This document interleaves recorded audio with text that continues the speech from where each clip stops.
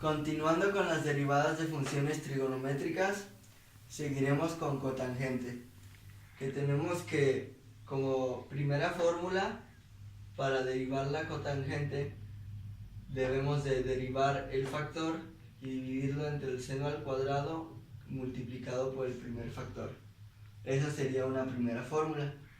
Después le seguiría la derivada negativa del factor multiplicando a la cosecante al cuadrado y al factor. Y por último, la derivada negativa del factor multiplicada por 1 más la cotangente al cuadrado multiplicando al factor. En este ejemplo tenemos que la función es cotangente por 4x cuadrada. Entonces seguimos la primera fórmula y derivamos 4x cuadrada, sería 8x. Y nada más sustituimos, quedaría 8x entre seno cuadrado por 4x cuadrada. Ahora continuamos con secante, que también tiene varias soluciones.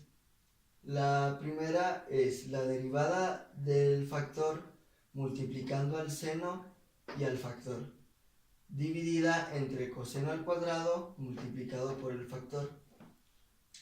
Continuamos con la segunda, que sería la derivada del factor multiplicando a la secante, al factor, multiplicando a la tangente y al factor. En este ejemplo, y tomando la primera fórmula nuevamente, tenemos que la función es secante de 5x. Entonces derivamos 5x, que sería 5, y multiplicamos por seno y por 5x, el cual quedaría dividido entre coseno al cuadrado por 5x, que es el factor original. Y por último, cosecante, que tenemos también dos fórmulas.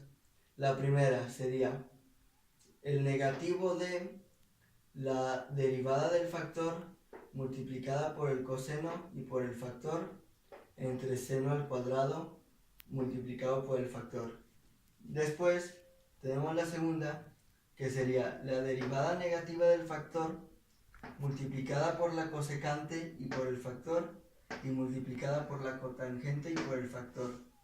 En este ejemplo, y tomando la primera fórmula, tenemos que la función es cosecante de x sobre 2. Entonces, comenzamos poniendo cosecante por x sobre 2, es decir, sustituyendo este paso. Y dividimos entre 2 por seno al cuadrado por x sobre 2.